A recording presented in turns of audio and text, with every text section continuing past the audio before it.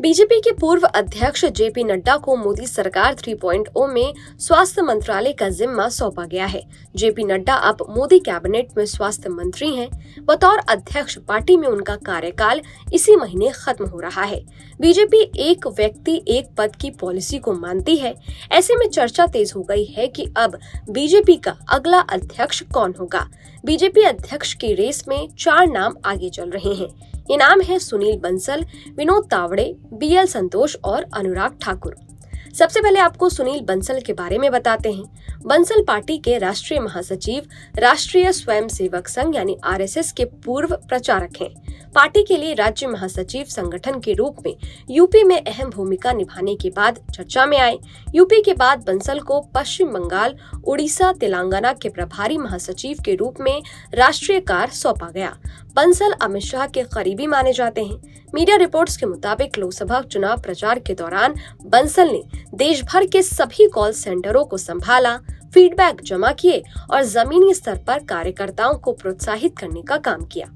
इस लिस्ट में दूसरा नाम बीएल संतोष का है। संतोष इस समय राष्ट्रीय महासचिव संगठन यानी बीजेपी में अध्यक्ष के बाद दूसरे सबसे ताकतवर पद पर हैं।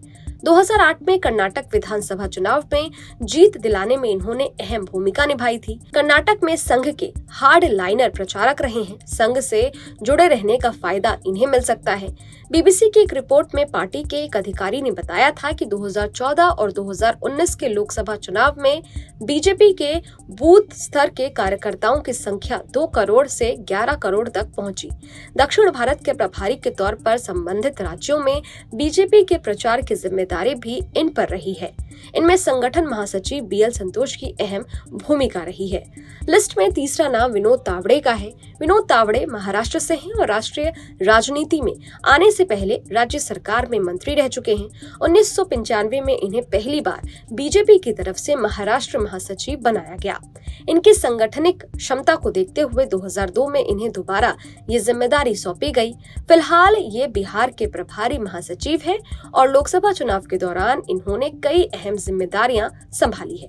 तावड़े 12वीं और 13वीं लोकसभा चुनाव में बीजेपी की समन्वय समिति के प्रमुख सदस्य थे। इनके बारे में कहा जाता है कि ये कुशल प्रशासक के साथ साथ कुशल संगठनकर्ता भी हैं। विनोद तावड़े हरियाणा के प्रभारी भी रह चुके हैं। इनके प्रभारी रहते ही हरियाणा में मनोहर लाल खट्टर की सरकार बनी थी। पॉलिटिकल एक्सपर्ट का मानना है कि इस साल के अंत में महाराष्ट्र में विधानसभा चुनाव है।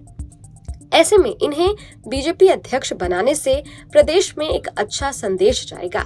लोकसभा चुनाव में पार्टी के खराब प्रदर्शन को देखते हुए ये फैसला विधानसभा चुनाव के लिए बेहद फायदेमंद हो सकता है। बीजेपी अध्यक्ष पद की रेस में चौथा और आखिरी नाम पूर्व केंद्रीय मंत्री अनुराग ठाकुर का आ रहा है। अनुराग ठाकुर हिमाचल प्रदेश की हमीरपुर सीट से 5वीं बार चुनाव जीते हैं। मोदी सरकार के मंत्रिमंडल से बाहर रखे जाने के बाद इनका नाम चर्चा में आ गया है। मीडिया रिपोर्ट्स में भी ठाकुर को राष्ट्रीय अध्यक्ष बनाने का दावा किया जा रहा है।